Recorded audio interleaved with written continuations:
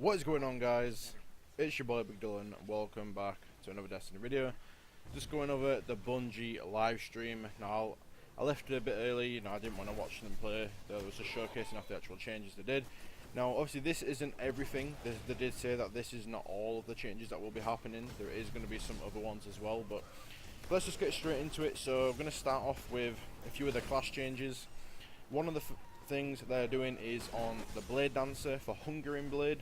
Basically, every time you get a kill, you'll regen your health, but not your shield. So you're going to be easier to kill whilst you're in your Blade Dancer. So, meh. They also reduced the Stormcaller melee range to the exact same range as the Voidwalker and Sunsinger. So a very, very good change. And now if you use your Landfall perk on your Stormcaller super, your super actually drains a lot quicker as well. So two pretty good changes, but they still haven't addressed the blinking in the Stormcaller super. The Ionic Blink is still, I don't know what they're doing with that. Also on the Juggernaut shield on the Striker Titan, it doesn't last as long. If you're going to be jumping up in the air, it will actually just disappear. If you're going to, it'll last a few seconds and then it'll just sort of disappear whilst you're gliding in midair. And also it looks like they've buffed Blink. Now I don't know if, I'm not too sure about this, but it looks like they've tweaked Blink a little bit. I might be completely wrong, they might have nerfed it, but it looks like they've done something to Blink. Whether it's a buff or a nerf, I don't know, but they have done something to Blink.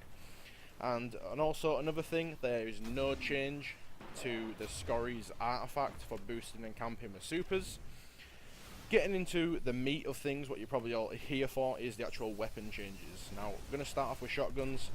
Basically, no aim assist on shotguns whilst firing from the hip. They've completely removed it. All of the stickiness effect, all of the aim assist whilst you're actually aiming in from the hip on a shotgun has been removed. They've also decreased the in-air accuracy with shotguns. So if you're going to be jumping around everywhere with your shotgun now, you're going to be not landing all of the pellets, as you probably are at the moment. It's going to be a lot more inaccurate whilst jumping around. They've also decreased the ADS speed on shotguns with the rangefinder perk on by 25%, which it didn't really look to be anything too, too big. It just looked pretty much the exact same. I didn't even realise until I mentioned it, to be honest. They've also removed precision damage on shotguns. Now that's in the Crucible and PvE. Now the Chaperone remains unchanged. There is still precision damage on the Chaperone exotic shotgun, but to counter this for PvE, they have increased the damage of shotguns by 20% to the body in PvE only. That's not in the Crucible, that is just for PvE. Now getting into pulse rifles now, they've reduced the rate of fire on the high rate of fire pulse rifles like the Clever Dragon and the Grasp of Malok by 7.7%. I think that's what they said anyway. So they're not going to be, so they basically reduced the time to kill, basically. That's the simplest way to put it.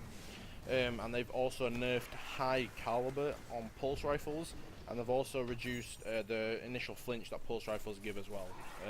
So that's two changes in one. They've reduced the magazine size on the Clever Dragon and Grasp of Malok. If you're going to be running I think it's braced frame Clever Dragon or Grasp now, it drops your magazine size down to 18 bullets. So rip Clever Dragon and rip Grasp of Malok. They have also increased the rate of fire for the highest impact pulse rifles. I don't know the percentage on that. I'm thinking it's probably somewhere around 7.7% like the other one. Not too sure. And they've also increased the in-air accuracy with all primaries. Now that's scout rifles, pulse rifles and auto rifles. They didn't say anything about the hand cannons, but they've increased the in-air accuracy of scouts, pulses and auto rifles. Getting into the assault rifle changes, now this I'm so happy about. They have increased the base damage for high impact pulse rifles. Thank God. Like seriously, I'm so happy about these changes. I'm very, very happy. And also, one of the actual things they said, assault rifles are better in every way. That's a quote from them. That's exactly what they said. Changes to hand cannons, they've increased the initial accuracy to the year 1 initial accuracy. So your first shot will be perfect, and it looks like they've removed the bloom mechanic off of hand cannons, so you can actually challenge people from across the map. Now, don't get me wrong, they didn't spam the shots, so yeah, it'll probably be a lot more inaccurate, but they were actually hitting shots, you know, across the map, and it was bannerfall. So thank God that is a good change. You know, hand cannons have been needing bloom to be removed. Getting into some special ammo changes now. When the match starts, all players will start the match with special ammo. So you'll start the game with special ammo. When you die, however, you will lose all of your sorry, I can't even talk right now, but you will lose all of your special ammo. So when you die, 0 special. But when you spawn in at the start of the game, when the match just starts, you will have special ammo, but you will lose it all as soon as you die.